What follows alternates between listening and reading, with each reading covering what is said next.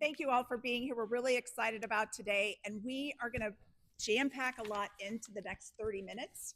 So be ready, and we'll be able to hopefully fit in some of your questions at the end. We're going to start introducing ourselves. I'm Amy Dufresne, the CEO for HRCI. Becky Ospina, the Vice President of People and Culture at FiberLight. Ajay Akathrai, Vice President of Global Operations for Comcast. Carol McKinley, CHRO for Velocity Global. And I'm Chris Danks, and I am the CEO of the Leadership Collective. So we're going to start by asking Becky the first question, which is, what are the key challenges that you've encountered when establishing a global capability center in a new international location? Thank you, Amy. The biggest thing is having the vision and strategy clear around the why. The purpose needs to be crystal clear because you are going to hit roadblocks and challenges, and you need to be able to identify, are these deal breakers right away? What does success look like? I'd say there's no perfect solution, and so it's really going to be around trade-offs. Anything where you might be getting a cost break is going to come with its challenges. I always say there's no free lunch. And so deciding, are these deal breakers, are these roadblocks enough to make us pivot our strategy? If the strategy is too fluid, then it's really difficult to make those decisions and get alignment in the organization. Super. Thank you, Becky. Our next question is going to go to Carol. Ooh. Oh, Mike.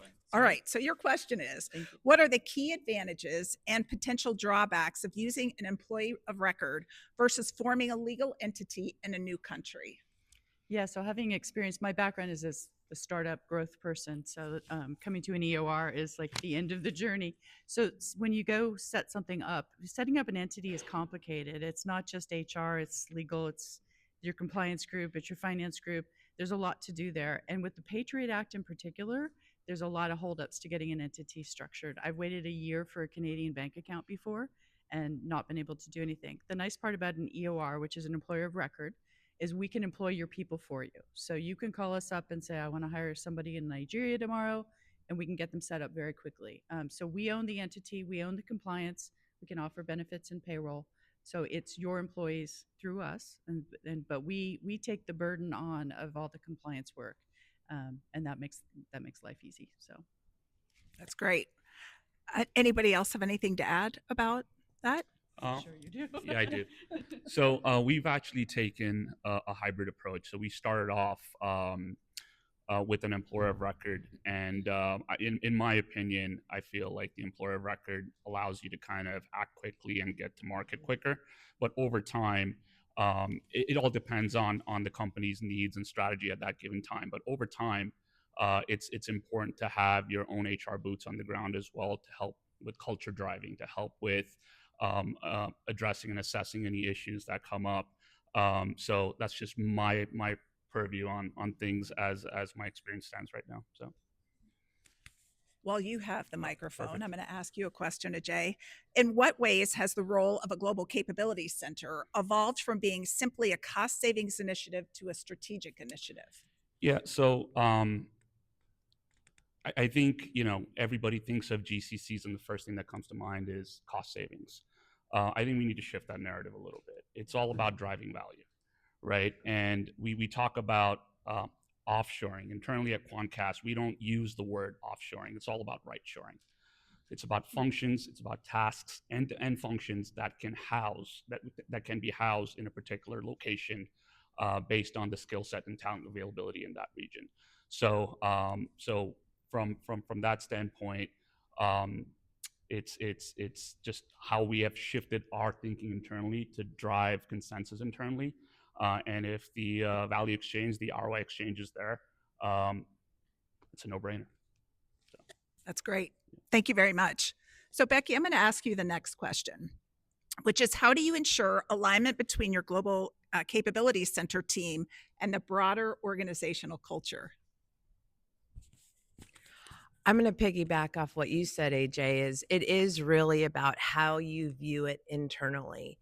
And I've been part of an organization where we've opened, 20 countries in 12 months. And so having alignment around the why we're doing it, and it is not an offshoring outsourcing solution. This is an extension of the organization, is key in driving the quality of the services. We also aligned our locations with our customer base. And so it really made sense from a messaging standpoint and an extension of, maybe the main offices. We had offices around the world. And so we were able to leverage that. But the alignment and the leadership came from how we just thought about it internally and how the organization spoke about those employees and leveraging the EOR as solutions. We were able to open locations very, very quickly and make hires, within just a few months, and they were serving our customers immediately. So for us, it really was around looking at those folks as employees versus some kind of an outsourcing solution. That was the differentiator. These microphones are really cool. They're fuzzy too. I know, exactly. It's like I want to pet it. No, but what for me, opening up multiple, international operations, you always deal with the culture issues, which you guys were talking about. And I see people trying to suppress the in-office culture or the international location culture and bring it into the fold. I think you need to encourage that, and you need to be aware of it and do that. But then there's the whole, I call it not onboarding, but indoctrination. You need to pull everybody around the world into what you stand for, values wise, what the leadership team is, what their vision is for. So immersing people up front with who your company is, what the product really is, but then allowing the international locations to flourish is such a better way to do business than to try and squash it and say we're going to do it our way. Particularly that's from an American standpoint, where my UK group used to say, oh boy, the cowboys are coming, but you have to allow people to be who they are and embrace it. So Yeah, 100%. Actually, Chris and I were talking about that before the session started, is your company culture is not going to override the country culture. You have to marry those up, embrace the items that are aligned with your values as a company, but you will not change a country culture. And when they step foot inside the, four walls of your building, that mindset doesn't change. And so how do you align what you're doing as an organization with what's going on locally in country? I think as well within the hiring process, something that's maybe not done enough is actually looking at the cultural fit of the individuals that are moving into your organization. I think, there's a big push towards skills-based hiring, as everyone's probably seen upstairs and everything. And I think that's very valid. But at the same time, the cultural side of things, I think sometimes isn't assessed. Or if it is, it's mainly done through kind of a traditional interview style rather than actually leveraging some of the science and assessments that are available out there to really add some value and make sure that the people coming into your business are really fit for the for the culture that you've got set up. I think it's a learning process and understanding the intricacies going on locally and how you leverage that to work for what your company's trying to do versus battling against it. You talk about the US centric, we kind of come in, this is how we do it. This is how we do it here. That doesn't really work. It might on a surface level, but when things start going, start having challenges, what's really underneath it is you're battling against the local country culture. So I talk about it as a learning, seeking to understand and being willing to be a little bit more flexible in how you do things. If the end result is you're delivering a quality service or product, how you get there maybe doesn't have to be quite so rigid, and that's super important. Yeah, and it all boils down to different perspectives too, right? When you're trying to problem solve. So the more perspectives you have on a given challenge, and the wider the pool of feedback that you get, you're able to kind of look at solutions or solutions, different problems differently. But you asked a very important question in terms of having somebody established from HQ going down. I have the benefit of sitting on the leadership team at Quantcast, and I have family in India, so I'm well versed with the cultural dynamics down there.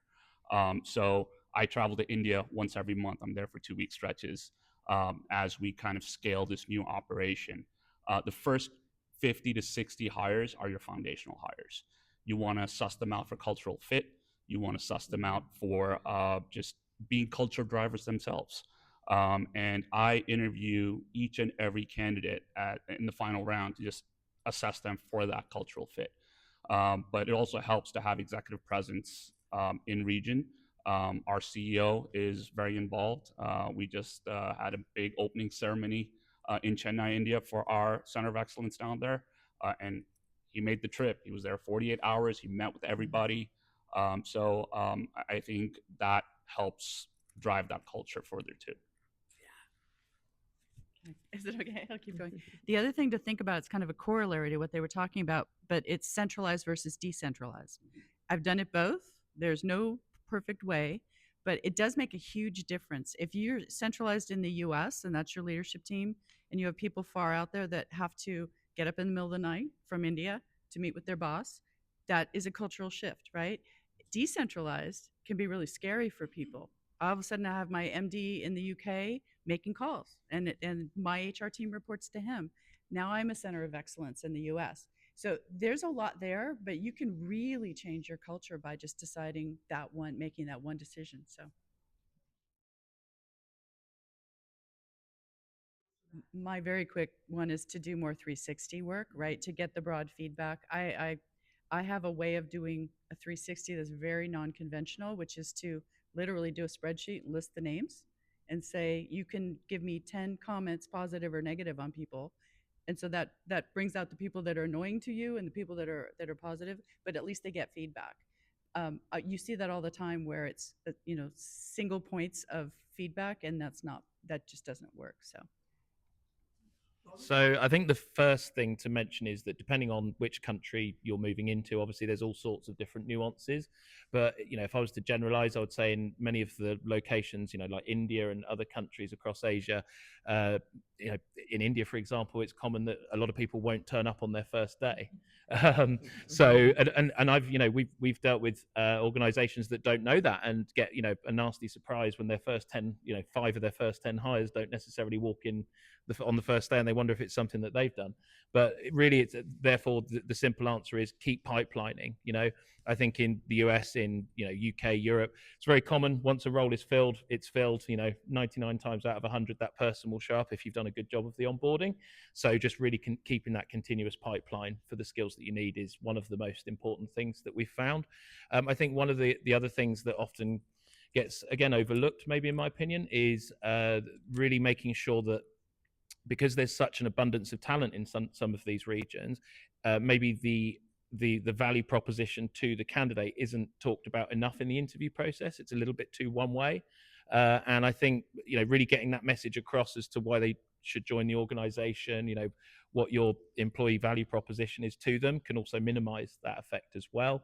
And then just touching on what I said earlier, I think it's applying science into the recruiting process, which is maybe not just on the cultural side, but actually measuring skills through scientific based interviewing practices and so on, I think is something that really helps attract the right people, increase your retention rates and so forth.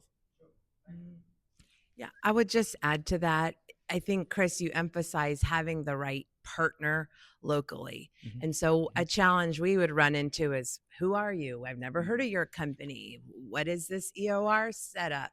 And so having the right partners is key, because they are an extension of your organization locally to spread the message around the brand and the value proposition, having the right competitive compensation package. In some countries, there's a rice allowance. Okay, you've never heard of that here in the US. But if you're not if you're not sharing these messages during the interview process, it speaks to your credibility. I understand what's going on locally.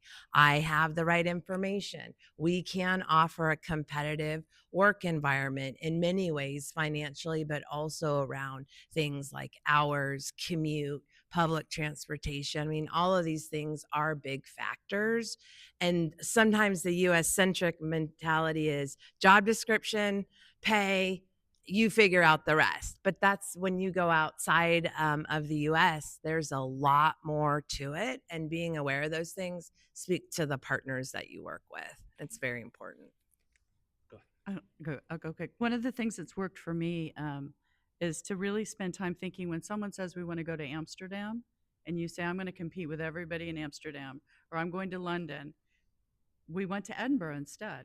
I'm going to go to Dublin. We went to Belfast, right? And starting to think like, do I go to The Hague instead of Amsterdam?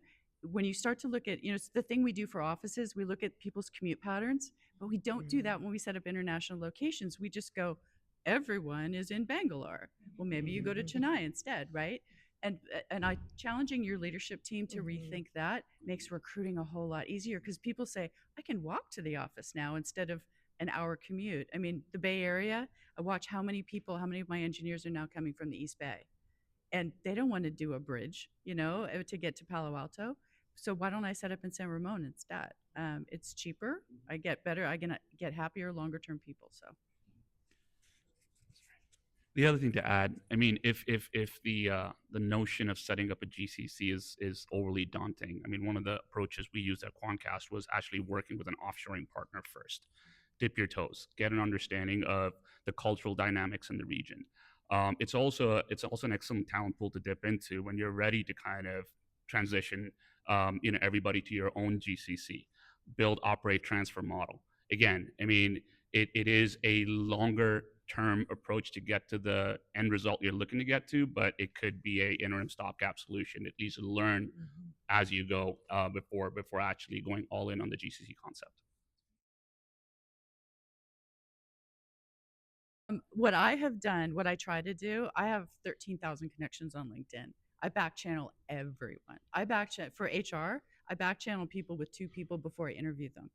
That is tough, but if you have good leadership in the Philippines, if you have people that you think are, A gets A, B gets C, right? If you have top performers out there that can identify good people, I use those as gatekeepers. So in the interview process, I have somebody in another department that's a stopper that says this person isn't an A player, that department has pain and they need to fill the job, so they're willing to accept this. But I have somebody else who's completely out of the loop that says, I would never hire this person. That is a great filtration. So both of those work. One thing I would add too is top talent wants to work for top talent. So whoever's interviewing your candidate should be top talent and they're selling the organization. Like, the US centric, mentality is, well, I'm interviewing you and that's all that matters. It has to be two-way. And people do care about that. And so setting up your processes so they are attracting the right talent and having the right partners. A headhunter may not be the right partner. There's other models now that are emerging where both parties are benefiting from finding the right talent versus just purely a financial transaction. Making sure that they're representing you in the market, I think, is key. If maybe I could add something to that from an external headhunter's point of view. I think there are a very big cultural difference between headhunters across the world as well, where you need a very high volume of talent. The recruitment partners have become very, very good at sourcing and finding the talent, but not necessarily so heavy on the assessment of the talent. So sometimes you can combine, find ways to either combine expertise between different recruitment partners that have a different take on the overall process. But also, I think there's a way in which you could, again, coming back to what I said earlier, building your own rigor into your own process when your headhunter or internal headhunter, whoever it might be, actually gets people through the door in the first place. I have one more.